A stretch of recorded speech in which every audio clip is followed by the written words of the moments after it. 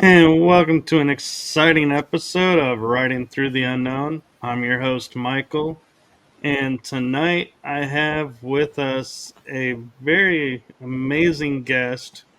I have worked with him, and I am so thrilled to be able to allow him to share his story and his experiences with you all here. So I'm going to turn it over to my guests to introduce themselves because after reading his bio, I could no way do it justice. So I am going to turn it over to the one, the amazing, the wizard of the information waves, Stephen Popiotek. Thank you, sir. Thank you, Michael. You're so funny. You're, That's a great you're introduction. welcome. It's a pleasure to be Well on the show here. deserved. Get our premier fun broadcast with you today. Yes, I've been looking forward to it. And for people who may not be familiar for some reason, maybe new to the field, could you give a little bit of your background and what you do? Sure, definitely. Um, I originally, let's see, I basically kind of call myself a cosmic shaman. This is one of the terms, but a metaphysical teacher, lecturer. I do different conferences as well. Usually here in New York at the new Life Expo every year. I'm usually on the UFO panel and also giving my own lectures and usually on topics around like extraterrestrial influences and humanities affairs is one of my favorite topics I talk about a lot. Um, Although I come from like a Kabbalistic background and Egyptian mysticism background originally, started meditating in my late teens, 16, 17, 18, had a lot of early Kundalini activations, spiritual awakening processes early on. It's like a long time ago, but that kind of set my course in motion there, along with sun gazing, remembering how to look into the sun when I was 21 back in the early 90s as well. Then during my first metaphysical workshop, which I taught upstate New York back in 96, 97, that opened up the Pandora's box to part of the conversation we'll probably go into in terms of like military induction programs and being taken up there, which was pretty early on. But fast forwarding that, also doing like group meditations from new moon, full moons, different types of grid work to help the planet evolve and clear out more of the negative structures that are going on by the negative extraterrestrial groups and other organizations that try to limit our consciousness. So part of my work is about trying to delimit consciousness so we can, properly ascend through these orbitals, like greater love awareness states, greater unity awareness states, greater connections to our cosmic ancestry. So for me, I work a lot with star people that are aware of, at least a little bit aware of their lineage off-world, incarnation-wise, before they came here. So I like to help people connect more to their galactic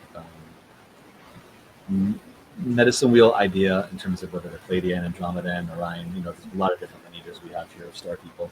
So that's one branch, that I do a lot of work on helping clients clear out negative blockages, both from this life, other lifetimes as well.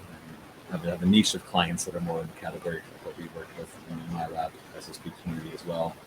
We go deeper dives into all sorts of crazy stuff. And I've also met people in that community that remember me and I remember them from some of the programs as well. So it does get more interesting, intense, and triggering, and full of drama sometimes. But it's if we get back to our center, it can all be really good.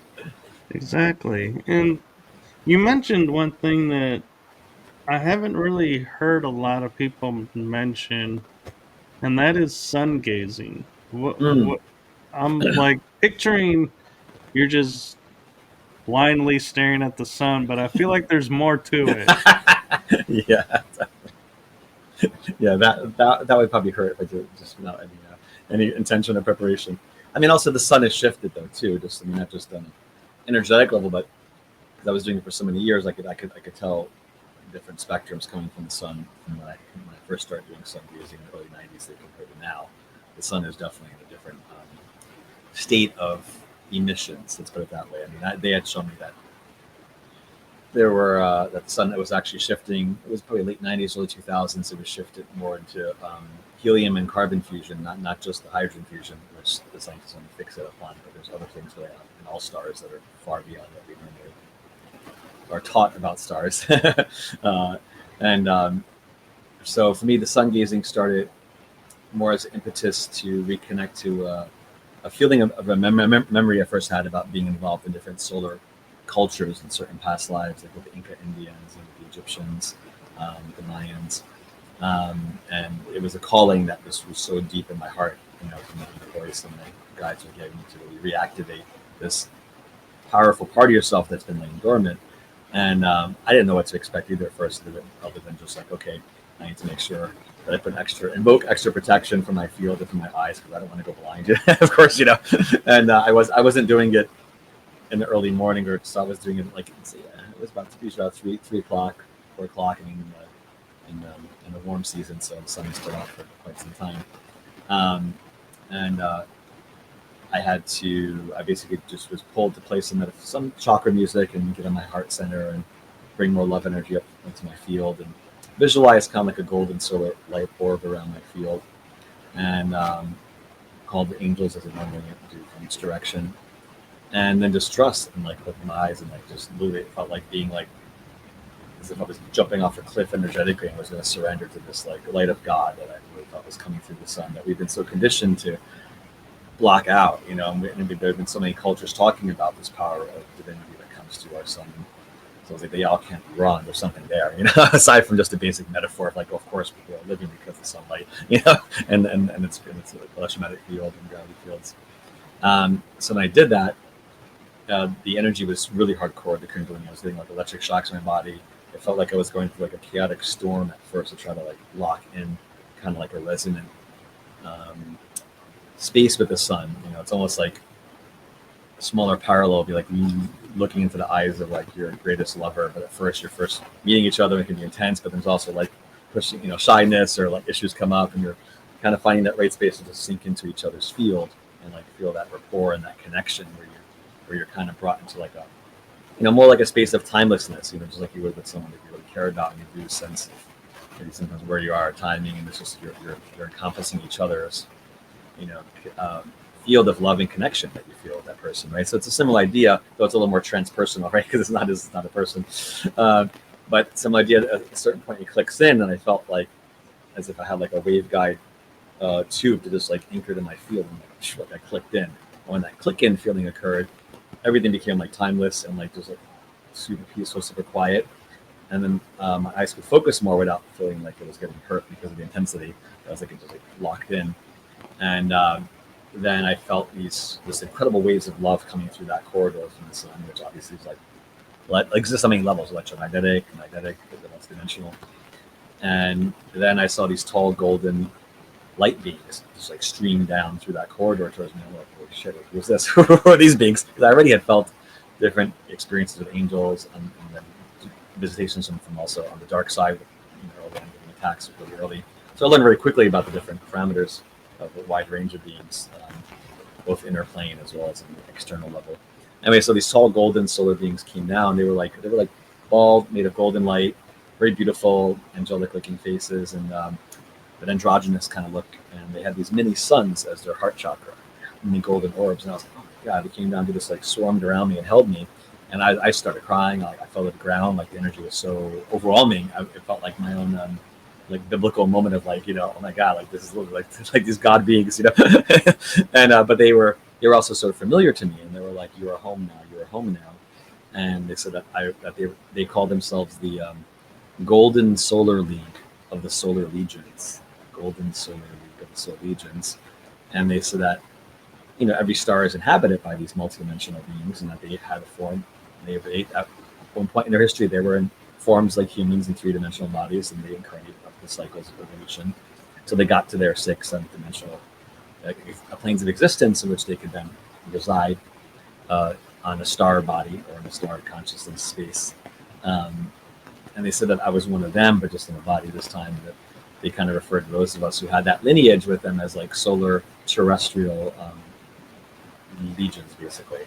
And so there's still expands the categories, not just like having Andromeda lifetimes or Pleiadian lifetimes on planets, but it kind of rose the bar for my perceptual awareness to be like, oh my God, of course, how can the most magnificent spheres of light and love that are giving birth to light and life not have consciousness on them, right? So it's almost like the inverted.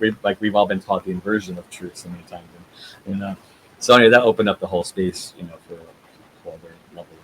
That also opened the space for my first engagements with some of the getting on the radar of some of the shadowy groups with the black helicopters, because they started coming over when I started first doing that, and that opened up more like a negative attention side that led to much deeper shadowy rabbit holes later on. I could imagine. I'm kind of curious with looking at the sun. There seems to be a Mandela effect around the sun, because there are people that'll say the sun used to be white, now it's orange, or it was yellow, now it's orange, or it was yellow, now it's white. So why? So I'm curious. Have you noticed that? And secondly, part would be is why do you think the shift in color? Is it natural, or did we do something that caused a change? I would say combination, the second part. As I mentioned earlier, there definitely was a shift that went on, because I wasn't able to, well, a lot of things happened since the early 90s for me, and late 90s. Because when I went through my military induction, they also were trying to interfere with my connection to some of my sources of power, which included the sun. So they had to remember on my field to try to misalign me. So it would take me years to get back into that alignment that I previously had. But I was so, in terms of my ability to do some of the longer meditations, because back then I was doing like an hour long looking at the sun. The longest I did was in the 90s, like an hour and a half straight. Like that's hardcore. Just a few minutes now, I'm okay. But the intensity of the sun's rays have become more intense in some ways. Let's put it that way.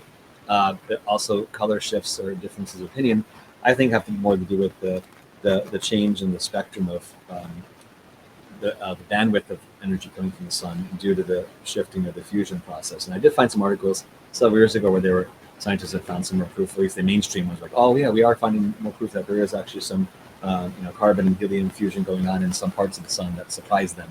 And also even articles where they were talking about how they were shocked in the past couple of years, where they discovered huge, really powerful gamma rays are being also created by the sun that they did not theorize even were possible being generated by the sun on a regular basis. And since the 90s, the guys were telling me that, part of the energy we're trying to channel on the spiritual level is to harness the spiritual power of gamma rays, because gamma rays affect our DNA, they affect our atoms. It's not just a negative way that you have from radiation experiments and nuclear problems and nuclear reactors, but natural sources of gamma radiation in the right quantity and the right preparation of the body can help your DNA shift and help you evolve your consciousness in a whole different level. So that's more like solar mysticism kind of teachings. But so I think the color was definitely due to spectral differences, but also the freaking chemtrails and the different sprays and different dark grids of the assholes that we have put around the earth, both human and non-human, have been a huge campaign to try to disconnect the children of the sun from their divine parent energies, let's put it that way, and creating this separation and the worship of the transfer of true parentage of divine mother, father from the sun, replacing it with the false light, with the fluorescent light bulbs, and getting people stuck into the digital, overly emphasized realm of manipulated light that oftentimes is not the right frequencies that you need for your health, obviously. So, get people more trapped inside, and then when they're outside, you get them more sprayed up. So like barium, which is one of the common chemtrail ingredients. One of the lesser known facts about barium is that it has the highest solar radiation absorption rate out of all the elements. So it's literally, and it's also used in some of the more advanced alternative electromagnetic weapon systems, right? They call scalar fields or like longitudinal weapon systems, where barium is form of barium mixed with titanium, barium titanate, is a special element that they actually use it in some ceramics, but it's used in the covert military weapon systems, because it has the ability to create what they call phase conjugate waves, which are like a unique kind of feedback loop of a bandwidth of electromagnetism, where that energy is bouncing back and forth like a mirror, but it's a perfect mirror only in the direction of the actual emanation, reflecting right back to itself. Just like instead of a regular mirror, we can see it in different angles, someone in it. This is like just a straight line, and like, they would use some of those elements, for example. Normally, like they found like lasers, they call it a 4-wave optical mixing, where they use different lasers and crystals to create a similar effect for some of their like tracking systems of high-speed missiles with the radar, where they would also use some of the high speed, using like the special like light beams that were created, where the laser beam will bounce off the target back to the device, and it goes back and forth, obviously very fast, but it keeps its lock on the actual target. And part of that, they call it, it's like a phase conjugate system, where it's a time reverse wave, or the reflection wave is in lock and step with the original wave. So like the wave front, the crest and the trows of the wave are lined up perfectly, and it cuts through friction, it cuts through normal diffusion in the atmosphere, say from clouds and stuff like that. So they can create that phase conjugate effect with many different bandwidths, and vary and tighten as a unique element, in that they describe it, what's the term, we call it a self-pumped phase conjugate system. So it has a very unique ability to generate this type of reflective wave and lock-in capacity. So when you think about that, and the fact that it's spraying that all around, and you think about like scalar wave weapon systems and how they would modify radar systems, to project, say, microwave streams, and then they can found that when they have those microwave beams hit each other just the right angle, to where they cancel each other out, they release, like Tom Bearden talks a lot about that stuff, releasing the scalar wave energy, or this tension on the nuclear level that gets transferred from the normal transverse wave that all the normal electromagnetism is about into this scalar field. This is going to hold a side conversation, but I was expecting to talk about this part. But it is fascinating because, one thing else I theorize, because they spray so much barium, and they also, if you notice in a lot of the food, there's one of the, I'm not sure if it's preservative or it's a dye, but you'll find what is it? It's like a titanate. It's a simple chemical element there, but there's an ingredient in certain foods where they have titanium in it as like a preservative type thing. And so I'm like, well, if we're getting that from so many of these different preservatives and foods, and they're spraying barium, well, it's probably creating barium titanate inside our own bodies, which they're literally making us into the antenna system for those scalar systems to like lock into our fields even more efficiently, right? And that's like before all the advanced nanotech stuff we're talking about, and things like that. This is more basic stuff, but when people understand that this has been going on for so long, and they've really been trying to engineer our ability to connect to reality authentically, right, and limit our ability to tap into certain bandwidths of reality, and beings that exist in those bandwidths. And then we start to understand, how much of the crap show we're living in, and it goes back to the sun, trying to limit our ability to receive, the Creator's love and light that's meant to help us in our transformation, in our ascension process, and our evolution process. And that's the main thing, really. It's been a theme going on for millennia, though. All these dark extraterrestrial groups, worship their concept of black sun, and these black sun orders and black sun groups that, try to create the opposite of a positive sun energy. Right. And instead of giving you light. Which actually leads to a good question that Kitsley Hell has, and she says, is it possible to detox this, or is it in the body forever now? Oh no, it's definitely, yeah. I mean, when I researched, I heard that manganese, the element that mineral, helps get rid of barium from the body. Same way that like magnesium helps get rid of aluminum from the body. It's similar receptor points in the cells that pull it out. I've also heard people using, what is that one called? It's like it's another combination of zeolite that people take to also detoxify certain chemicals in the body. But simply, like the manganese is one of the manganese has many positive benefits in the body as well. And then, and even like chlorella, I'd also recommend in general, just to get rid of any heavy metal detox, type of nutritional formulas would be helpful, in general, for sure, especially these days with all the crap we see from Not to mention, if people have gotten the job, that's a whole other level of array. So, that's a whole other story. And seaweed too, and like moss, for the a lot of those types of ingredients are good with the body cleaning up different elements. Yeah. Thank you. And Kitsley Hell has another question for you, and I want to piggyback another part to that. And she says, do you think the sun is fake now? She's seen videos to this effect, and my part that I'd add to it is, because we now understand the sun is a gate, like you can traverse worlds through it, to dimensions or other things. Is that why we're seeing the sun differently as well? Well, our relationship to the sun is definitely changing in terms of, because Gaia's relationship with the sun, because Gaia, Mother Earth, is alive, and she's not just a ball of chemicals. It's like, so since we're dealing with so much sentient levels of consciousness, not just in the limited scale as in the human body or soul or in a plant or animal, but on much larger scales. The school, the environment of Gaia and the planet Earth is shifting to evolve as well into more of a heart-centered space, more divine love space, which is what so much of these negative groups are trying to interfere with, is not just our own personal ascension, but Gaia's shifting of her inner plasma core, inner magnetic core, with the magnetic fields that have been shifting, a lot around the Earth. The shifting magnetic poles also are part of like the dissolving of the veil of separation between dimensions and timelines.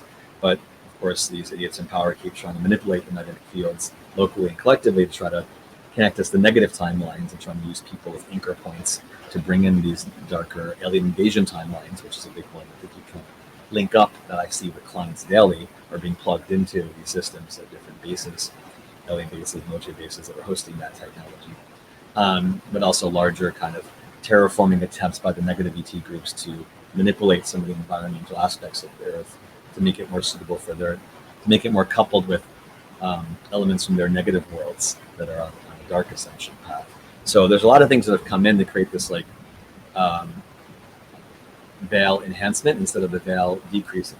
So there also are a lot of these secret time bureaus, secret time agencies that are also involved with the negative ET groups that are being run out of different defense contractors that are also trying to manipulate people's connection to time on a quantum level, and also create structures around the Earth to limit our ability to properly calibrate to Gaia's shifting electric fields, magnetic fields, so that we're not properly stabilizing in the new Earth frequencies that are coming up to help us shift, right? So all that does have an effect on perception. And so and also where you are makes a big difference. I've seen videos and friends traveling to those cities where the sun does look to me like, what the hell's going on there? Look, because it's a lot dimmer, or it's just, it looks off compared to other places. But if I'm in the tropical area, not just the normal tropics because of the angle, or even in New York, I've seen it, but I definitely see it more clearly when it's the actual blue sky and there's not any chemtrails in it. The sun does stand out in a better, authentic way. And so I would say, I haven't seen the videos that this person was talking about in terms of fake sun, but I would say if that would be more like a localized phenomena if they're messing really hardcore with the negative grids they're putting in the air, or around that part of the Earth. It wouldn't surprise me if they're trying to create some false light version of it, but I don't give them that much power to create that on a scale that planetary wise. I would say maybe localized under certain conditions. And then also what you said too, the sun, and as all stars are portals. It really is like, I first looked in the sun back then, the guides had shown me that, it was like the stars are like the neurons in the mind of God, and it was like this neural network on a galactic level. And and you hear that phrase coming out, astronomers past several years about the cosmic web that connects galaxies and different systems together, and these huge filaments of plasma and other energies, or what they realize as dark matter, dark energy. But it's really higher dimensional energy that's also involved in our movement and our coupling. And so, the center of certain stars do have hyperdimensional portals that link out to other stars. So there would be practices I used to do early on where we would go through layers of the sun and energetically with different beings that are there to help us step up our vibrations, so that we could, say, call upon the Pleiadian energies of Alcyone and have it more perceivable by doing a sun meditation and calling in that star energy, and have our sun be a kind of like a zoom in, zoom out, kind of idea where you can call in the, say, Pleiadian energies that come through our sun, because it is normally anyway, but we're not aware of that, and then have that kind of energy be magnified in your field. So it's a little bit of a more advanced shamanic kind of tool of like navigating holographically our relationship to a larger wholeness that we are part of, right? So, and the star bodies and stars can act as a great catalyst to help us evolve. But we have to evolve our capacity to hold that much more light and love, and electrically speaking, magnetically speaking. So again, this is the reason why they keep trying to limit us, for people from the COVID times and the different big pharma things that are going on to toxify people's bodies on top of the GMOs and the stuff being sprayed.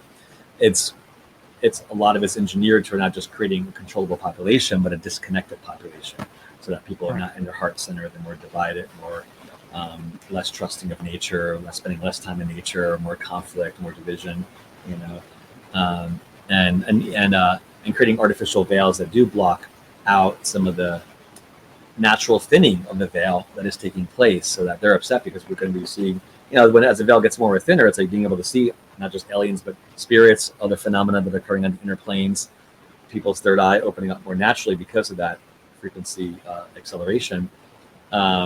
So they're trying to create more of the digital overlay and all not just 5G antennas, but other types of systems with their broadcasting to create, kind of like their version of like virtual reality, but on the inner planes, where they want to create like an astral cyber overlay to reality, so that we're engaging less with authentic reality and more with this false light kind of grid that's connected a lot to the alien AI energies that are also part of it, and also advanced tech that some of our agencies are using. They were trying to trap me there a few times. I've been years ago when I saw in the Dream Plane, because they also experiment some of these agencies and CIA, was working with other groups and NSA, and they in certain corporations, and they made this artificial layer on the inner planes that we're trying to trap people in these pockets of like astral cyber realms, that would be actually partly made by people's energies that are being harnessed as like pixels in that background simulation layer of the astral plane. And it's so hyper realistic. I mean, they have it down. Really, it's very difficult to tell the difference between when you're in that space. And I was quite impressed by it the first time I got into that realm. I was like, oh wow. But then I got out of it in that part of the system by actually trying to see the sun while I was in that astral cyber realm and doing a sun meditation and meditating and being like, I'm not going to you can't replicate the true sun in this fake astral cyber realm, so I'm going to exit out of your little fake reality domain. And I was calling on other guys out in protection, and funny enough, one of my really psychic close friends messaged me the next day, and she goes, oh, I got your call last night. You probably were stuck in some weird holographic realm on the inner planes. I was like, exactly, but I didn't realize she was one also helped me to get out of it. But you see these confirmations when you find like souls and people that are part of your soul family, and you can help each other kind of, help each other many different ways. This was more of a precise way, but I started seeing that happening with some clients where they were trying to trap, certain people's fields in those realms as well. Again, they're trying to pull out all these different toolkits to see how they can slow down or trap people in the lower matrix of vibration that's disconnected from the heart. And because they also are aware that all these love energies are coming in, not just from changes that are happening in the sun, Earth's magnetic field, and this local gas cloud plasma that our whole solar system is immersed in now, changes in the galactic center. So there's a lot of astronomical phenomena occurring simultaneously that's vectoring in to help us graduate into this new school, so to speak. And the positive ET groups are really waiting for us, wanting to help us out more. So there are massive shifts going to happen later this year that are part of this first big wave coming up from Gaia's core that I can talk about in a little bit too. That's really important. But I feel like I'm going into a little spin field. Maybe I'll pause for a minute, let you digest, or see if you want. No, and while you're taking a second, I remember it was like probably maybe a decade ago that they showed a photo of the sun and like 5 little ships that looked like they were coming out of the sun. And I wish I had saved that photo because I never imagined, because it seemed like a mainstream source, that it would disappear and nobody would ever talk about it again. And as we're talking about the sun, it makes me wonder, because that's not the only celestial body that influences us. Sure. What's your thoughts about the moon? Is it real, or is it part of another planet that broke off and got stuck in our world perfectly, or is it a space station? Yeah, I would say all of that.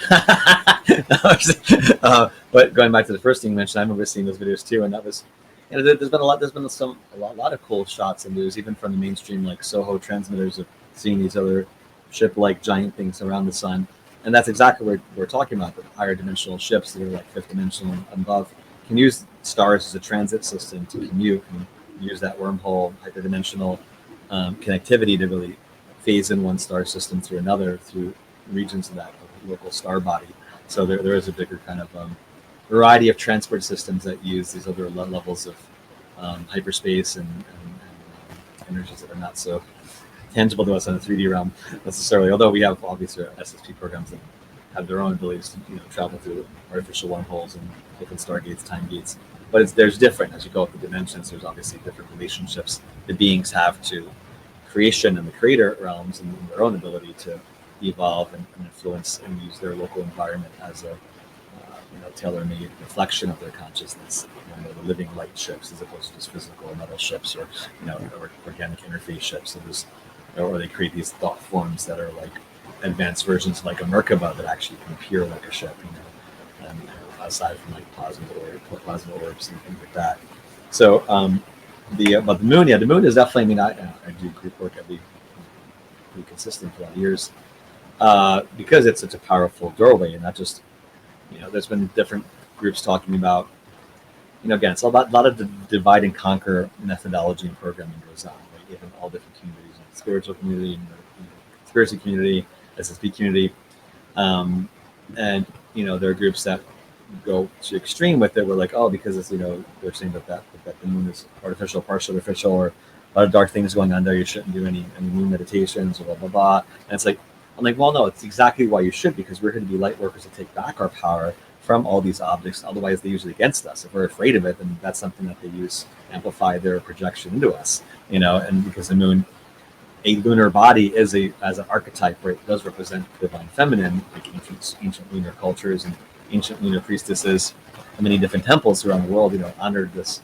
triple goddess energy of the moon, right? So in Wicca, magic, groups, Celtic groups, all different cultures have understood the power of this divine feminine symbol of the moon. But of course, things get exploited, things get distorted, things get inverted. Whenever you're dealing with not just symbols, but bodies that represent those symbols that have been partially co-opted, then of course you're going to have more discernment and more quality control filters to be called in, so that you're not getting influenced by the shadow aspect of what's going on from those realms. So the moon is a perfect example because everybody's in the moon. So many different negativity bases on the moon, positivity bases on the moon, different SSP programs in the moon. So everyone's on. It's quite an active zone.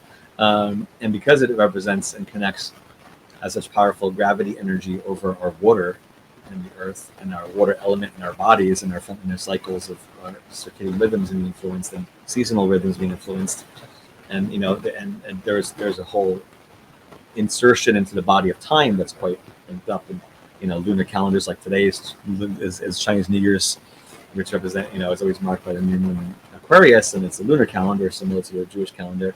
And so you have this honoring or understanding of lunar cycles in relationship to time, right? So it's a lot of layers there when you're dealing with the moon, and its ability to reflect light to us, but also deception to us, and because it is a doorway to the collective subconscious in our own personal emotional body. Of course, you're going to have stages or theaters of operation there that are going to be not so good as well, because they want to take advantage of that proximity and that relationship to our collective psyche and use it against us. But at the same time, there are positive groups that are trying to do the opposite. And Gaia doing the same thing, where she's evolving more of her energy field because her magnetic field goes out to the moon as well, to be able to help layers of the moon evolve. And they were showing me in a recent group work when we were doing that energy and sending it to the moon, that as the Earth goes through those bigger shifts, like 2029, 2030 is a big time frame for me to keep showing. This year is a pivotal one for new energies coming out of the Earth's core. That's going to be first shooting out through several locations globally, and then it's kind of like the kickstarting of Gaia's inner plasma love turbine engine. It's like part of her inner sun is getting kicked up, plasma core, to send out these new pulses of energy to help her children evolve more. And there's already campaigns to try to manipulate that I'll talk about in a bit. But so what they were showing me the recent group work is that they were sending the energy going out from Gaia and positive ETs to the moon. They were saying that around 2031, 2032, they were going to be kicking out all the negative ETs would be kicked out of the moon. Just with Earth shifting into that new vibrational space, the moon is essential to be cleaned out of all those parasitic negative ET groups and technologies that have been messing with the gravity coming from the moon to the Earth and trying to distort signatures of signals coming in from other star systems through the moon to the Earth have also been messed with to try to make it harder for star people to properly evolve and receive the codings they need. So there's a lot of layers to this, but again, if you do the work during these powerful lunar doorways, lunar full moons, you can also impact the collective psyche more if you're doing it in a good way. So that's why we try to do it, the pumping light signal and calling different different groups like Andromeda especially are very active in helping collective evolve, and Pleiadians as well are coming in more. So there are other alternative light grids that are being formed around the Earth. It's not just all the dark grids that's going on, but this is that the dark groups are very efficient at trying to get their negative constructs in play. That the past couple of years, pretty much every group work I've done now during these moon cycles have turned into, like this negative grid deconstruction project. So we're like, oh my God, we get a break here. So it's intense. Isn't it? Well, and what I find interesting is I didn't put together the correlation until you mentioned the moon being divine feminine. That when we first started, there were gods and goddesses. And the goddess symbol is the full moon with the two crescent moons. So it's like when you said the divine feminine, I was like, yeah, that really makes sense because the goddess is represented by the moon. But when they got rid of the goddess energy and got rid of the goddess and said only a god did everything, it's like a lot of people stopped paying attention to the moon. Yep. It's so much programming on so many different scales. The same way, went from during the Industrial Revolution and getting people more into overly mechanized thinking and getting them out of touch with spirit and nature into more of just the mechanical way of perceiving reality and the reductionist level of interpreting reality. Then where the physical becomes more dominant than the non-physical as being the most important, kind of cornerstone of perception. That becomes the biggest, to me, Baphomet satanic kind of idea, because they really are trying to convert the pentagram or invert the energy of the five elements so that matter becomes more superior to spirit, and should always be the other way around. So on the magical level, they also try to use these occult symbols to imprison people, imprison consciousness, and limit it. And so they're helping it evolve and use matter as a beautiful platform for the five elements and nature as a way that exalts God's presence and divine Mother and Father's presence here. By honoring the local creator energy, which is Gaia, Mother, Father, Earth, and Geb in Egyptian. That's the reflection of the divine parentage is in our Earth. So if we disconnect us from that awareness, then they're already winning part of the game against us, because we're losing touch with our local reflection of our divine connection. Mm-hmm. So it's a very clever psyops by many different organizations and over many religions and theaters of engagement over the centuries. So it's and I actually have an interesting question for you. Like you say, things pop in your mind and information starts. And as we're talking about, returning to nature and everything and bringing the goddess energy and divine feminine back, I can't help but wonder, we talk about disclosure, and for example, President Kennedy was, and I know this is a little getting on the controversy side, but I think was taken out because he was doing a lot to bring back the truth and everything. And for sure. do you feel like, because it wasn't really until Kennedy that people started paying attention to the moon, because he made that famous statement, we're going to the moon and we're going to do it in less than a decade. And there was like a real push to get to the moon, and all of a sudden everyone's like, oh my God, there's the moon. We're going to the moon.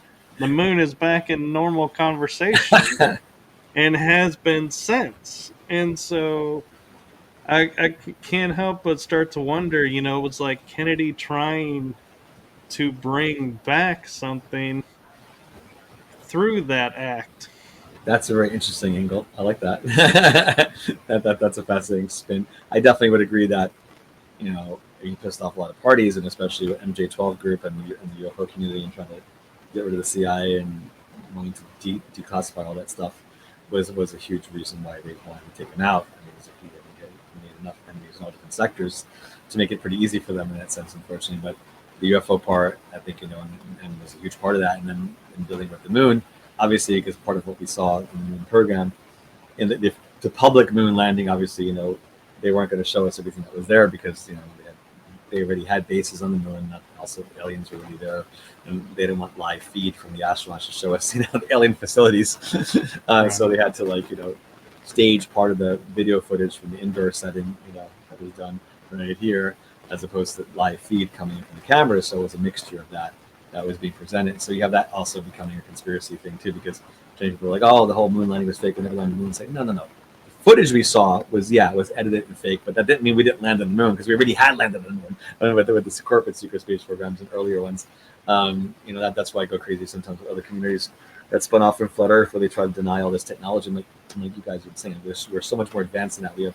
We have ships in all the freaking star systems, and we've had time travel for so many decades. We've had so many more layers of technology that are out there. Even stuff in the public record about electrogravitics and being tested by scientists in the 50s and 60s, and it's like understanding of our relationship to nature and the forces of nature have been evolved and classified so many times over, independent of the technology we've gotten from the aliens groups. Just our own brilliant scientists that have also come up with ideas have been amazing that they've suppressed and classified, right? So disclosure has to involve some of that as well to be able to have this really powerful technology that we're so in the Star Trek realms already, but we're still being kept in this old Stone Age mentality, of lack and separation and energy dependency and fake fuel sources, and again, their competition, war economy, and it's all that division stuff, which is the antithesis of the divine feminine energy. That goes back to the first question, and how they distort, the different periods they'll distort that feminine energy. One of the biggest things for me was the whole naming of the terrorist group ISIS. The name it ISIS, I was like horrified when it happened years ago, or ISIL was a better version of it. But that was such an overt agenda, not just the psyops in terms of it goes into multiple levels, because the same way with 9/11 are factions of our government that want to create these terrorist organizations or fund these extremist groups so that they can have an enemy to fight and then blame a larger place to then go to war with and take away more of our rights and create more police state mentalities and structures, etc. I had a friend who was in the military, and he was in psyops at the time. He was out there in Qatar, and yet from the beginning of that whole thing, and he goes, "Oh, it's a complete joke." He goes, "Half of the Army of psyops doesn't know what's going on, and the other half are involved in creating this ISIL organization and filming fake beheadings that were going on in the earlier videos that were being done by U.S. PSYOP teams." And he goes, "Look at their boots. I mean, they're all wearing U.S.-made boots, combat boots." And he said he tracked 1,000 anti-tank missiles that were a sale from the U.S. through by Congress to Saudi Arabia, and then Saudi Arabia funneled it through Qatar, because Qatar is just a giant U.S. base pretty much, and they funneled it out to create the ISIL organization, so that they could try to contain Putin originally by popping up Islamic extremist states all around the former Russian countries was their goal, which is why also Putin went to Syria first to try to head it off. But that's a whole side story. But the fact that you have this thing going on where you have, he goes, they were just hiring criminal gangs and making them part of that ISIL organization, but on the metaphysical level, the fact that he tried to choose ISIS name was a spit in the face of the divine feminine, because Isis is one of the most purest names of the divine goddess energy. And in the Egyptian system, she's connected to Venus, to Sirius A, and the Pleiades. And as Isis Hathor, where she wears that moon disk, or so to speak, and the horns of the cow mother, Taurus, because Pleiades is in Taurus constellation, and the 7 Hathors, who are aspects of the divine mother, aspect of Isis that gave birth to Horus, divine sun child, they're part of a larger civilization of galactic priestesses that live in the Pleiades, and they have these beautiful temples and these nebulas and higher planets where they do radiate out this kind of what they call like a galactic womb, kind of galactic. I call it, well, the way they phrase it is a little different. It's like the idea of a star heart, which is a concept we use a lot in the meditations. It's a term that has to do with the evolution of the heart chakra. where we're able to connect more and learn how to receive more love from other parts of the universe that we've been segregated from. And one of the ways it shows up is like as like a diamond around the auric body, where you can receive rays of light from the different triangle facets of the diamond into your heart chakra, so that you're, because half the work is us deconditioning our blockages to knowing we're loved by so many more beings than we have realized throughout the galaxy and the universe. And so they're trying to help us remember that we're loved from all these different angles that we haven't even conceived of yet. So of course they want to then throw that negative ultimate shadow set like vibration of a terrorist group and name it ISIS. And at the time I had clients, I was working on different women that had reincarnated from the Pleiades and were connected to that higher Isis Hatha order, and they were all getting massive attacks, and because that energy was being simultaneously launched to try to block women's crown chakras that had the Pleiadian connection, literally knocking off the crown of Isis Hathor to try to like create this inversion of like sequestering and violating the goddess again, you know, by the bastardization of her name and associating it with the most horrible organization.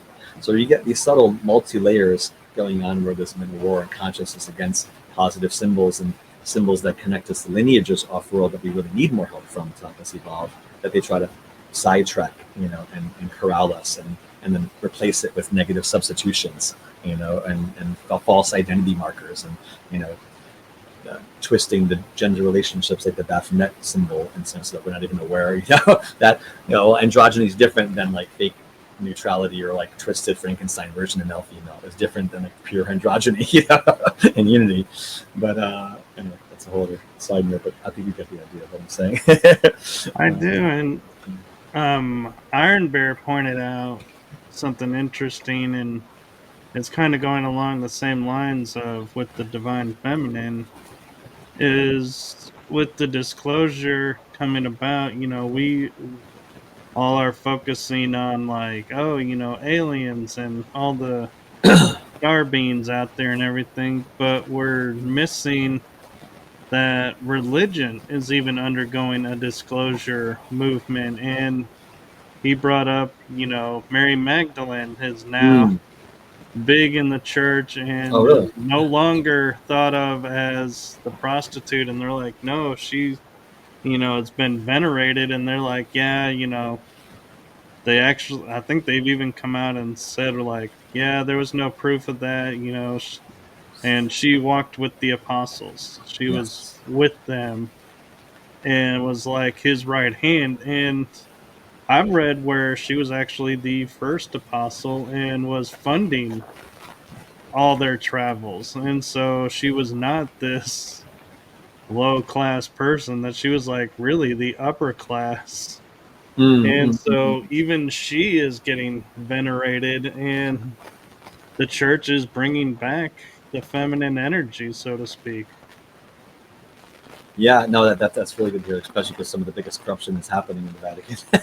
And I mean, some of the darkest satanic forces and negativity alliances is happening in the portions of the Vatican and Italy. So they're seeing horrible things that some of those popes and some of those bishops are doing with the technology and with defense contractors and Italian Illuminati bloodlines that are part of the Roman Empire extension, that are the real forces behind some of the Jesuit families and Black Pope and what they call the Grey Pope, that are behind the official white pope that we see. So there's a whole deeper esoteric history of that's been involved there with them trying to control and distort the story of Christ consciousness and Mary and the whole evolution ascension process with their, you know, projections and distortions. And because so many of the churches and cathedrals I've been to, especially when I was in Europe, you find some of them are just like, wow, like some are so beautiful and powerful, other ones are so disgusting because there would be symbols and structures that really try to block that Mary energy and like confine the goddess energy, because they want to usurp that, you know, energy and authority of the mother to represent the body of their church, which is so far out of alignment with the original Christ love teachings to begin with, from what I see. You know, and Mary Mother for me is also part of the mother, the full moon archetype of the moon goddess, and Mary Magdalene connects to the crescent moon, which would be like the virgin goddess aspect, and virgin we're not, just like in the Greek days, Vesta, Hestia, or the virgin. It was more, not that if there were more original sex priestesses that understood the power of Tantra and working with like the sacred sex prostitute archetype that got bastardized later on by Rome and degraded, but they were a much higher class of trying to help people commune with the divine feminine through honoring the erotic aspect of the body along with the spiritual connection. So it was a much different level of sharing that was honored before it got, into the lower shadow version of it. But as a principle, yeah, so like having that, and with the new moon is more of the grandmother energy of the crown, but just those two alone, Mary Mother, and Mary Magdalene, have that full moon and to me the crescent moon aspects of at least 2 or 3 ideas of it, and the Holy Grail symbol with the divine feminine as well, and the womb chakra, that being passed on later on to different cultures. So there, and again, it's because that's why Egyptians, also the Coptic Christians, found it so easy to connect with Christianity, because they saw Mary as an extension of Isis symbolism, and because part of the Isis energy also comes from Sirius. For me, the original Mary energy also, she was a star seed, and that energy was coming from Sirius A, as was the Yeshua, the Christ energy. He was really a star seed from Sirius A. And so there are different teachers that came from different star systems that were trying to open up pathways of a consciousness evolution for us, right? And that got attacked and reversed and inverted, Right. by the opposition groups. And what's funny about the church that I find is one of the funniest things, as we were talking about recently, is how the church is anti-alien, anti-star beings, all these things for the longest time. And yet, and their stance is like hybrids don't exist, that's science fiction and everything. And I was talking with some guests, and we were looking at Jesus, and we said, here's a kid that's born to a human and an angel / God, so to speak. So he would be a hybrid. So they're worshiping a hybrid on a cross, but yet they're like, nope, hybrids are science fiction. It's like, wait a minute, you guys are worshiping one. And it's like, and we all started wondering, was Jesus the first hybrid that was like Funny. public and everything? And it's like, and it paints a whole new picture to the religion. And I mean, religion has undergone too, and like another story with religion is the story of the Garden of Eden, where Adam and Eve are the only 2 humans in existence, and Eve is from Adam's rib. So that's a really interesting twist there. But then they go, well, they had 2 sons, Cain and Abel, who married women from other tribes. And it's like, whoa, wait, hold on. Who are these other tribes? Exactly. And how did and for centuries nobody go and say, wait a second, if these 2 were the original only people on the planet, how are there other tribes on the planet? Yeah, I mean, exactly. A direct reference to genetic experimentations and, like you said, breeding programs, hybrid programs that were going on, and early genetic interventions that were done by different ET groups, positive and negative, to help humanity either rise up in a good way or make inroads to influence us in a negative way. We've had both types of genetic projects going on since the dawn, really, especially since Atlantis. Not so much really since Lemuria, but post-Atlantis for sure, where a lot of those dark family lines and negative ET lines started anchoring themselves first.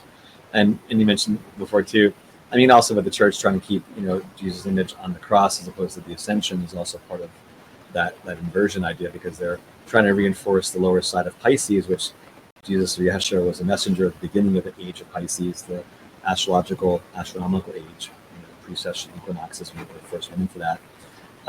And as all the fish symbolism, of course, involving that and the creativity but the lower aspect of the martyr got really de-emphasized by too much by the church. So we're going to keep people stuck on the cross of the 4 directions, so that we're sacrificing ourselves to the earth, even though we need to, because he made the sacrifice for us. But they have that archetype so anchored of the pre-ascension idea that creates that disconnect and this kind of like punishment energy of guilt that they try to loop people into instead of forgiveness and love, which are his key messages.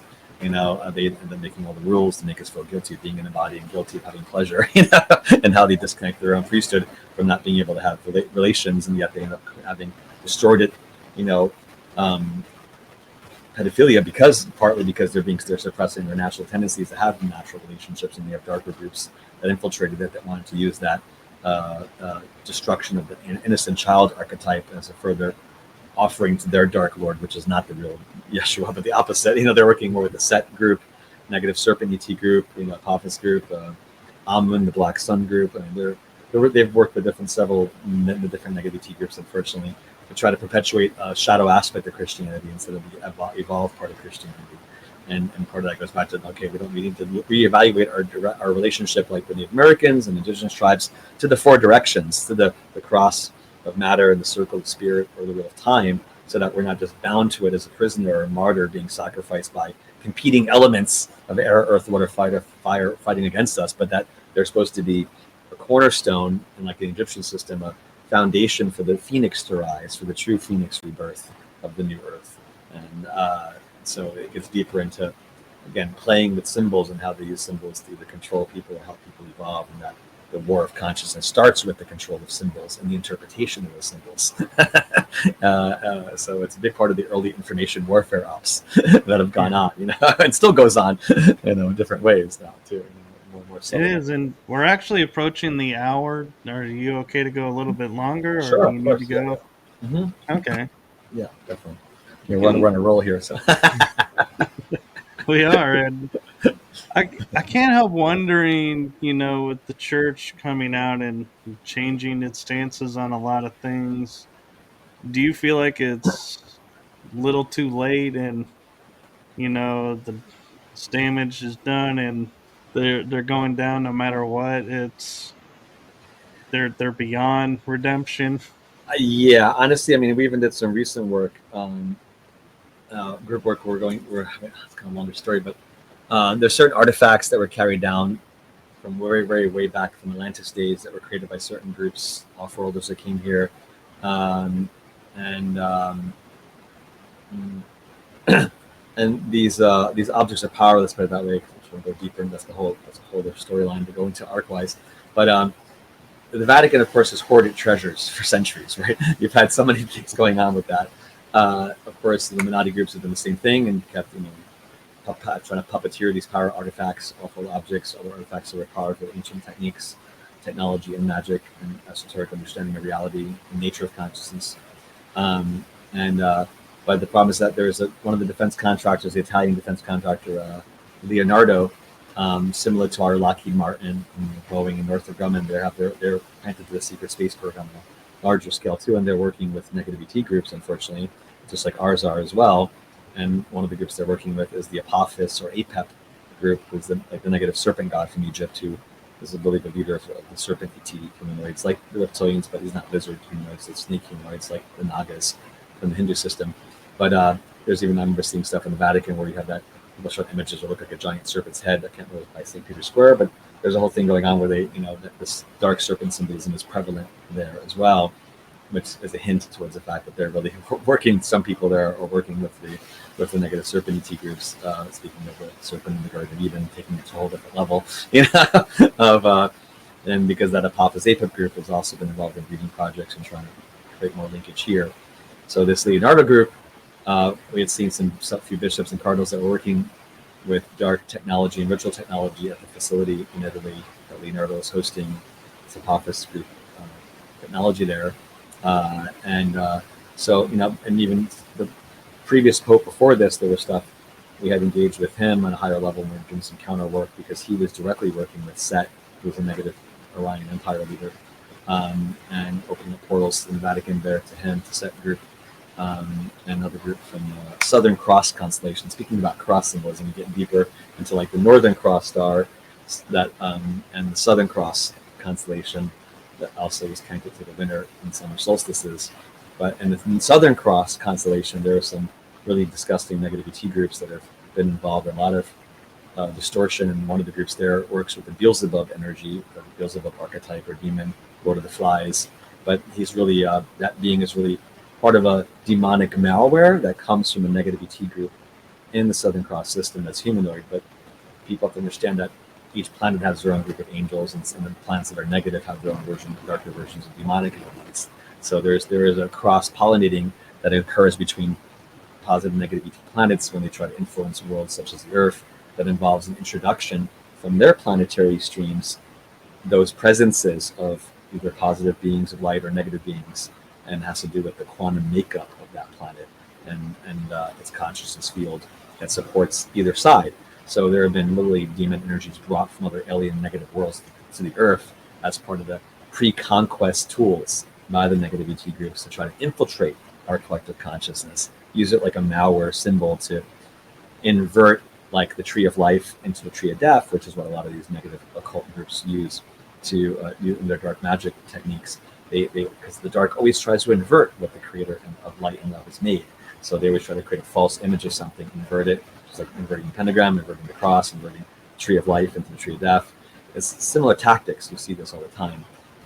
Black sun discs instead of golden ones, inverting the sun energy, moon energy. It's so repetitive, but it works, for them. But and so this Baphomet energy, Beelzebub energy from Southern Cross is also, I've seen working with multiple my labs that were connected directly to these programs. One of which, one guy I worked on, he was a my lab SSP guy who was escorting some of these Vatican officials to go to this homeworld of the Southern Cross Beelzebub group because they were working closely with them, and that Southern Cross group was part of the perpetuating of the shadow aspect, almost like an energetic virus that they put in Christianity to try to lead people to the false cross, the Antichrist cross, or the inverted idea, instead of the ascension.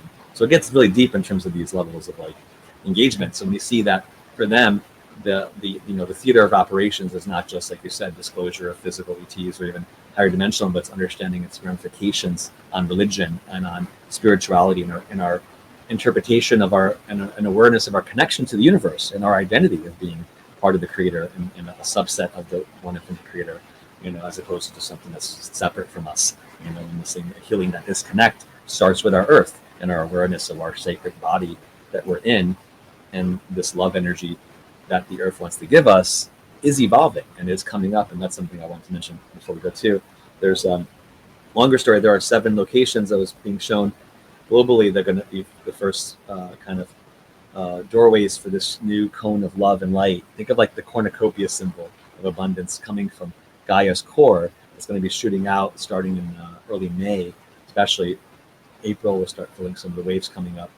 One of the locations is in part of the Philippines, which is where I'm going to be at, and the semi-loosely working with some people and then inviting people to come out who want to meet me out there to do some of the grid work in some beautiful locations and also enjoy some beautiful beach time as well as spiritual work and enjoying everything together in that sense, right? And there will be some more earthquakes and more volcanic activity leading up to this because Gaia is going to be going her chiropractic adjustment to make more room for these new energies to come out.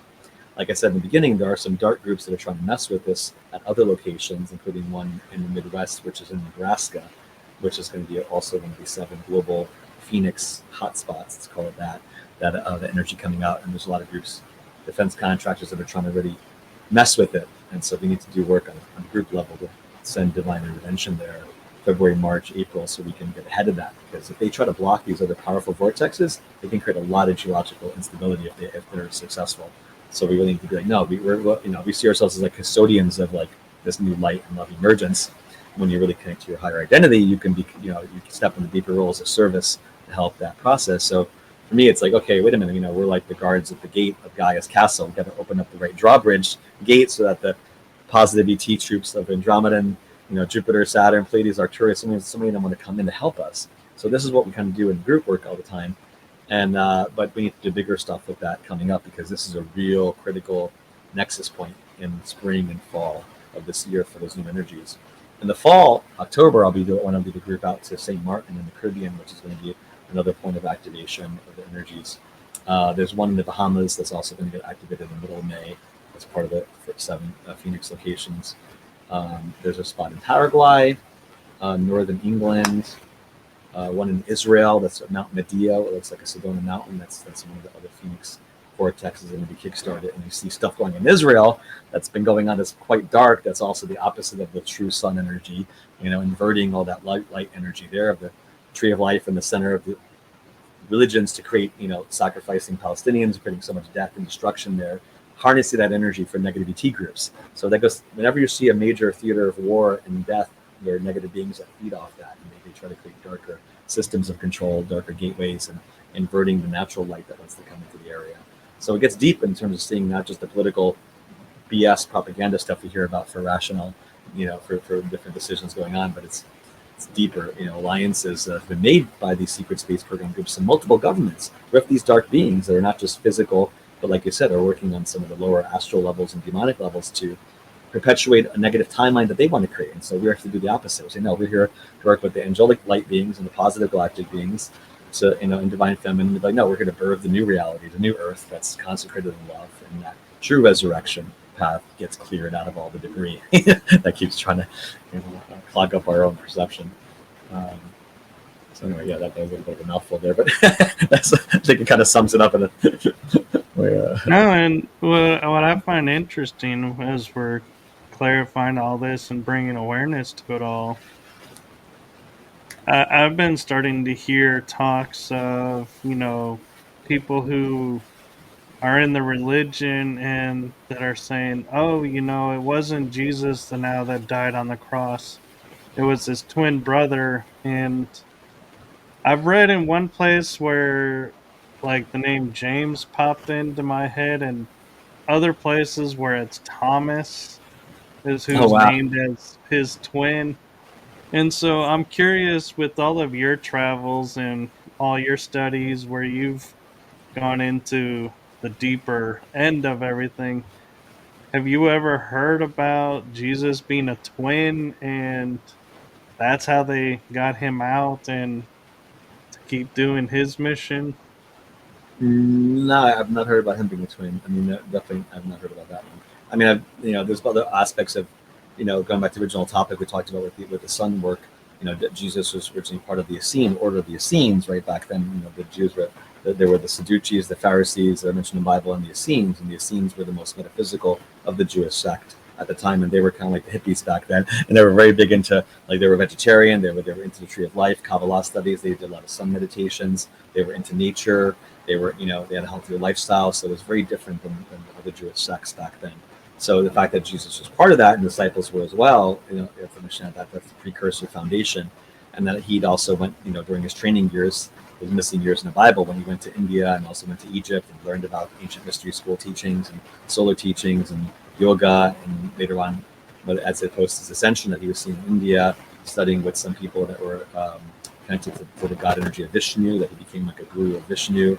A lot of cool stories. And someone I met who was in India, whose family was a guardian. They were stewards of one of the cemeteries of one of the disciples that also went to India, and they were protecting his gravesite for millennia now, centuries, right? And so there's a lot of other cultural perception, but they have storylines of what happened with disciples, post that time period, and also with Mary and Jesus having children that were in France and the Cathars and people in southern France that started that original positive secret societies that are part of like the Merovingian bloodline and Christ bloodline that had spread, and then that was of course inverted by negative Illuminati family bloodlines that wanted to take down the positive royal family lineages and replace them with dark lineages and negative hybrid ET influences, so they could control the destiny of humanity instead of having it be a lot of they wanted to have negative reptilian and Series B and set DNA, Apophis DNA. That's a whole longer story. There are multiple groups that have done that, in terms of the war of the nobles and trying to eliminate positive bloodlines and kinds of negative. It's all part of the same idea of like trying to manipulate the family tree and the genetics and the subconscious and collective through the symbols of the archetypes. Who are we putting in the positions of power that represent the king archetype or the queen archetype or the empress or the magician or the priest, high priestess. These are like archetypal offices, like in the tarot cards, and you have certain groups that the people that are labeled that are trying to usurp or be in an office, a position where they want to wield power with that archetype. And that can be a very powerful and dangerous thing if it's in the wrong hands, because if they become the sublime symbol for that, for huge numbers of people that give them power by seeing them and honoring that position, then it also creates a limiting boundary, right, in the collective psyche that we have to get through that thought form layer that's being co-generated by those individuals and their servants, that are giving us a watered down version of the archetype or a twisted version of it, So that's a whole other, angle to see how we look at it too. You're aware. I have one last interesting question for you, and it's, I feel like, really relevant for what's going on in the world right now. Sure. And I'm not wanting to focus on the political side of it.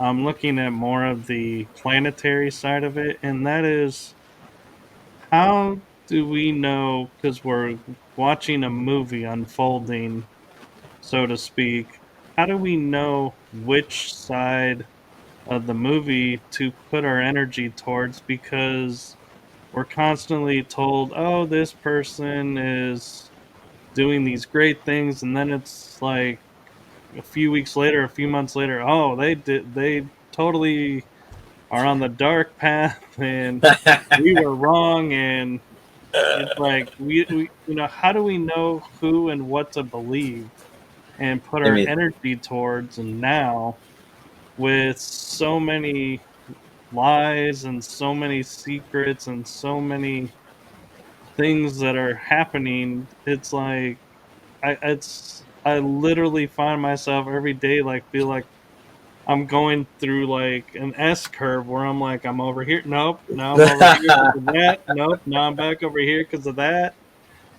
So, what is your advice for people to put their energy in the right space? well, I mean, it's a combination. One, I would say don't overly indulge in some of these areas to begin with, because that's part of the mindset of separation and division that's been so much fostered between the left and right, and our by groups that control both sides oftentimes. And they call it like the Hegelian dialectic, or the problem reaction solution methodology, that our governments and military groups and deep state and Illuminati groups love to use, that where they want to create control opposition and fake solutions to put people towards a third solution that we would never normally think of if you didn't have that crisis to begin with, or that sense of hero or like villain. Not that there isn't actual hero and villains, but it's that it's more complicated, because there's that 50 shades of gray in between the hero and the villain when it comes to politics. Right. And the ability to detach from the rhetoric of what's being professed by the mainstream narrative is also obviously critical, because there has been so much censorship and so much polarization on both sides of the fence about each other. Policies speak louder than words in that sense, right? At the same time, looking at the heart level, looking at the clear third eye level. I mean, there are certain things with the current administration, obviously, which is very new. Like with any politician, they have their light and shadow, and we have to hold any politician that's in power accountable for shit that we don't like, that's not good. We can't just be blindly subservient to your preconceived concept of what they're supposed to represent to us, or what they're told to represent to us, right? We have to have discernment and really have the lens of scrutiny be put upon all these people in power consistently, to keep them on track and call them out when they're not being on track. Irregardless of they're being beautiful in one area, but they may be evil in another area. That's usually how it works anyway. There can be passing one positive policy that affects a lot of people in a good way, then they do something stupid the next week. That's like, what are you doing? Because there's so many special interest groups, lobbyists. The power of the deep state tentacles runs deep. And so there are things I think that Trump is going to do that's going to serve both sides of the fence. In order for him to even got this position, to me, there was concessions that had to be made in order to even get to that point. And some of those concessions we're not going to like necessarily. Like with this pushing for this 500 billion AI thing, infrastructure is definitely not something good. But then him having RFK as the head of health and human services is a fantastic thing. Go after big pharma, expose the corruption, with the chemical poisoning of humanity, and that's huge, right? There's esoteric, energetically scanning him beforehand. The first assassination attempt was definitely, he pissed off the deep state, and there was a group connected to Amun, Amun was a negative sun god in Egypt, or a negative god that wanted to become the sun god. He tried to put himself as Amun Ra later, which is really his name means hidden. But Amun is a negative fifth dimensional group from Cancer constellation. They're very similar to the Set group in Orion. They're a part of this Order of the Black Sun from the Egyptian stance. What I had tracked psychically, tracking was that there was a group in the DIA, right, the Defense Intelligence Agency, that's part of the SSP group.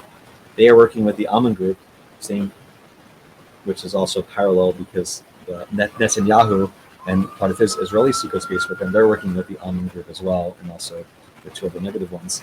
And so this whole return of the Black Sun cults, as we get to new solar energy, trying to help the Earth evolve, these Black Sun groups are trying to wield more power to invert it again in different areas.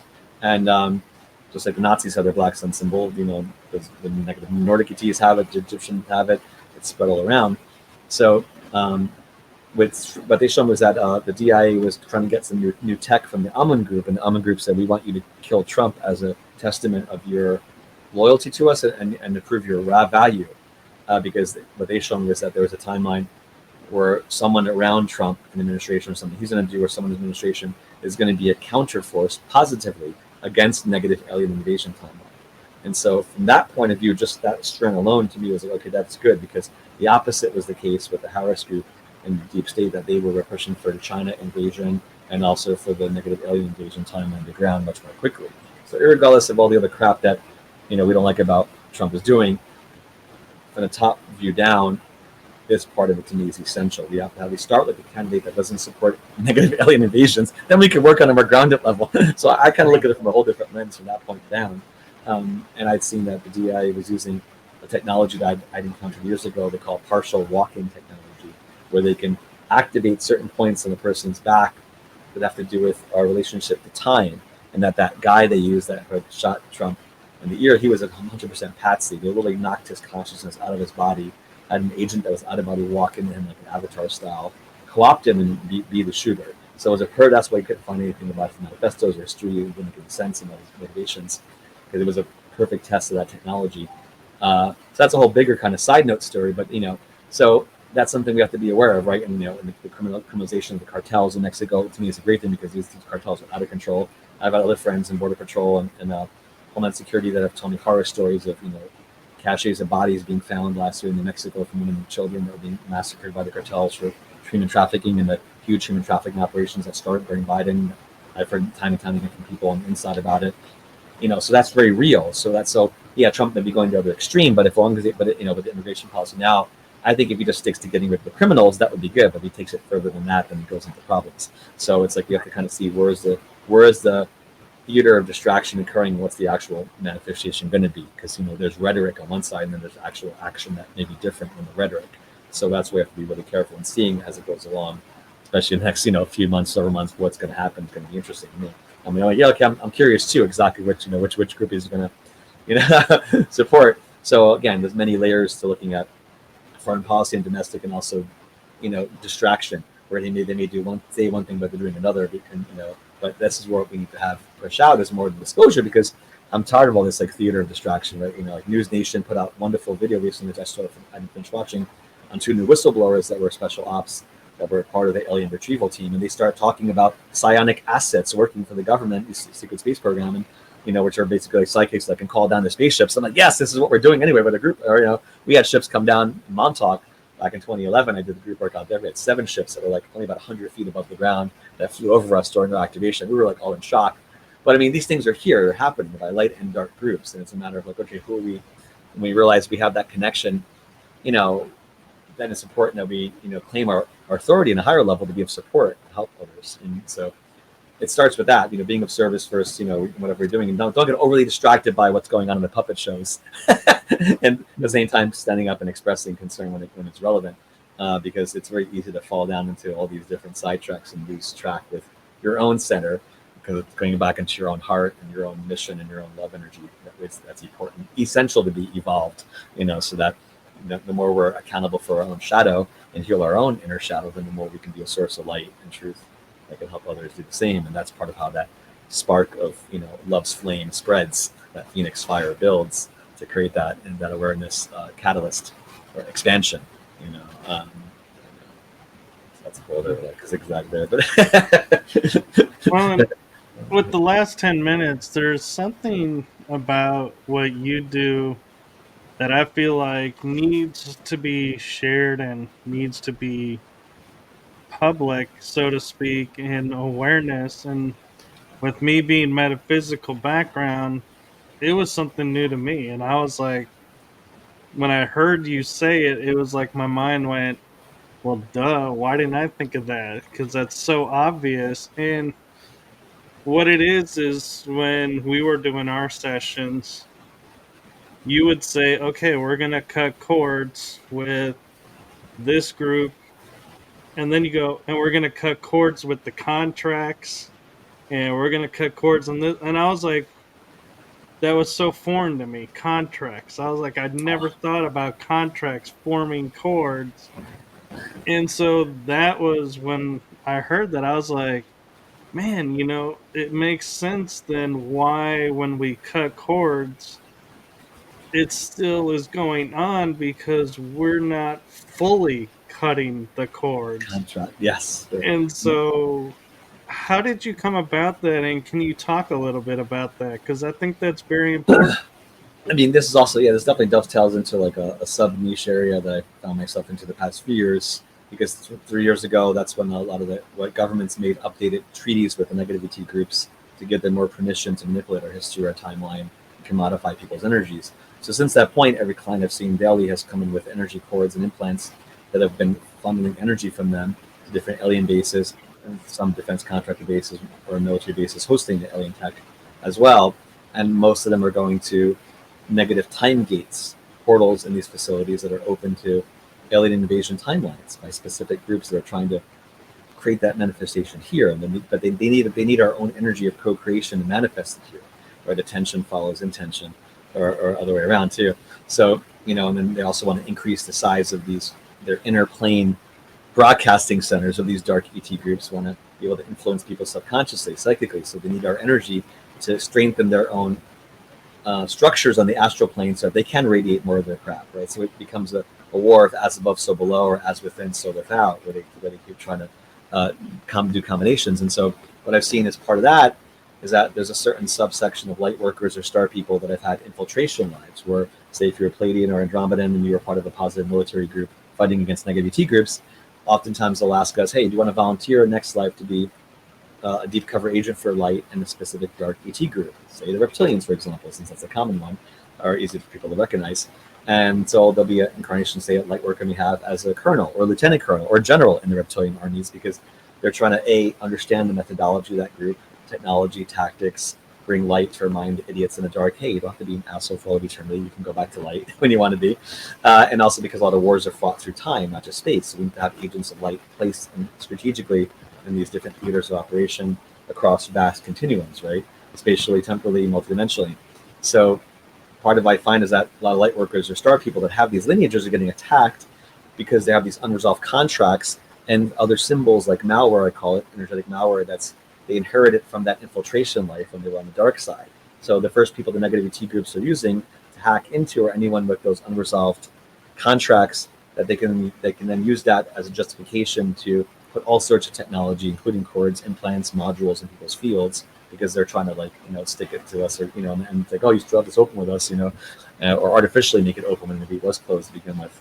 So that, for me, is part of what we did with you, is important, just to be able to heal some of these past life residue crossover streams, by a certain process we do, right, that we experience, and then feng shui that part of our psyche to connect with our positive galactic lineage that we originally came from before we volunteered and went to that dark life, so that they can come and help us enhance our medicine wheel to remember that we are part of this larger lineage of love and light that is here. And so, so then other groups take advantage of that too. Again, dark magicians, other people, they always look for weaknesses in the auric field to try to put something in there to hack into someone's. So the more we're accountable for realizing, hey, where have we given our power away, or where have we invested our energy that needs to be reinvested in ourselves and delineated from these previous dark paths we may have been on, and to have that forgiveness and self-acceptance and love, so we're not overly judging it either. It helps us transcend duality when we have some of those lifetimes, because it builds a space of compassion where we understand how some of these people went that far down the rabbit hole in a negative way, so that we don't become overly self-righteous and overly judging them, but be able to build a bridge of empathy and at the same time healthy boundaries, so that we're not getting infringed on either, so it can go both ways. So that was a process of just my own self development, because there were other things going on where contracts even were looping themselves, and we discovered that there were these time pipelines that certain people had that were being created by other negativity groups that were trying to distort the simultaneity principle of time and trying to link people up to those negative lives in a way that was not natural, so that it was still acting like it was happening now. And so we had to have a process for a year. A lot of people just to disconnect these other structures and call on other good guys to kick out those groups, so that, because that was such a gross violation happening. So it can get pretty complex with these layers of craziness that for me is like a norm at this point, but then also, subset of people like My Labs SSP may have contracts with defense contractors, intel agencies, because we were freaking traumatized and abused by these groups, and they forced us into these signatures. But then we need to heal those alter personas or parts of the unconscious that still were deferring to these idiots and giving them, that. And I've had agents, on Dream Plane try to make me somebody sign contracts. I let go. I'm saying, no, I'm not signing a contract with you. But they literally try to do that in the Dream Plane and then use it as justification. Hey, you signed it to us in the astral plane. Remember? It's like, F you. That's so. Can't try to use part of my conscious and Dream Plane as a legal jurisdictional claim of freaking experimenting on me. It's like, F you, right? Exactly. And but this one is of what the they things do. too is we talk about taking our power back and how easy it is, but we make it harder. That when working with you and when that comes up and stuff, it's like you have us just simply say, I no longer consent. You Yeah. no longer have my permission. And that's it. And it's like done. And I feel like that is such an important thing for people to realize. And yes, you have to believe it and you have to have intention behind it, but that is really the largest first step to take, Yes. Yes. is just stating that simple two sentences undoes so much. And it's like amazing how, we feel like, oh, we have to go through these long processes, have to Oh, do this heavy work. And it's like, no, it really starts with just stating and owning two sentences. I mean, yeah, it's true, and especially because when that space when I'm working with people, that's why it's helpful to make that more impactful. You have to be I find it more effective to make sure your environment's properly charged, right? So with the work and calling in the angels in each direction, and I have a lot of crystals and candles. I create a whole space remotely before I work with somebody, and so the idea there is also that the more I can hold space with that angelic vibration or positive galactic vibration with the person, then when we make those statements, it adds more potency to the statements in a faster way, than because there are times I just say to myself, I may not feel as impactful, but when I do the ritualistic ceremonial aspect of it, really create that chi energy in my body and call and really feel the angel presence more with me, then I'm coming from a higher stance of authority because I'm lining up with my higher self and I'm trying to bear witness with the client, his higher self, to help them remember that they have the authority to say no. And it's like we become like a spiritual lawyer team for the divine light judges, in the higher realms being, no, okay, now you guys can intervene and kick out these idiots, So there's a bit of a background context around that statement that adds more potency to it. But it definitely starts with that for sure, because you can't do anything with the person's still like, I want to be part of it. Well, then what can I do for you? Nothing. So it's your free will that has to be recognized and reclaimed. And your own authority. Well, yes, and so thank you for your time and thank you for sharing with us all of your adventures and knowledge. And Definitely. I feel like I need to state the obvious of we've only hit the tip of the iceberg, not even really even the tip, more like the little top point of what all is Stephen. And it's like, wow, there's so much more. So if Yeah. ever you want to come back on the show, let me know. Absolutely, And absolutely. Probably it'll probably get to do one show when I'm away in the Philippines to do some activation work. It'll be fun to channel some of the energy from Magic Love Island. yeah, It could be nice too. if we can make it happen, I'll Yeah, definitely do that. And I've done I was a part of earlier this month doing that one meditation deal, and that was really interesting to be a part of. And Oh, with me, every yes, that's for that was a powerful. Yeah. It's a so different style. It's definitely interesting. it is. So thank you for coming Definitely. on. And Thank you, sir. Thank you, Michael. So it was fun too. Really good to share with yes, you. you, before I close it out, do you have anything you got coming up that you want um, to promote out? I mean, I'll be doing remote work session wise with clients while I'm away. I'm going to the Philippines really next week, literally, and I'll be gone until like June over there before I come back to New York, where I normally live out in Brooklyn. So I'll be doing group Zoom work and individual session work from out there. I got to figure out the time difference so people will be a little bit of pain. But yeah, if people want to do any sessions, I guess I do that remotely. They're usually about an hour and a half or a little longer, depending on what people background is about. We need to address. They can find me also on my YouTube channel, and my playlist tab. My YouTube channel has a bunch of interviews as well. I only have a couple of videos on Rumble, You'll probably find a couple on there, more on YouTube. You'll provide my contact info, my email is sidejumper, psijumper@gmail.com, psijumper, all in word. I'm on Facebook under my name. I use that more often. I'm on it relatively less on Instagram. I need to get back on it more. So email is probably the best way, or Facebook me, messenger me. I can send you my phone number, and I'll be on WhatsApp for people that have my phone number waiting for contact. Okay, and Yeah. did I get the email correct? Yes, you got it. Perfect. Yep, sidejumper. Perfect. Yeah. And I'm the only one with my name on Facebook, on YouTube, anywhere in social media. I'm the only one there with that name. So hard not to find me if you're searching, although I am shadow banned a lot of times. But more so for viewership, I should say. Yeah. Awesome. Thank you so much, Michael. Yeah. Happy Chinese New Year's. Yes, thank you, Yeah. and have a Happy New Year. wonderful trip. Thank you. Yeah, we'll be in contact. Yeah. Awesome. All right, and with that, we are going to say good night to everyone. So, Blessings, everybody. blessings to you all.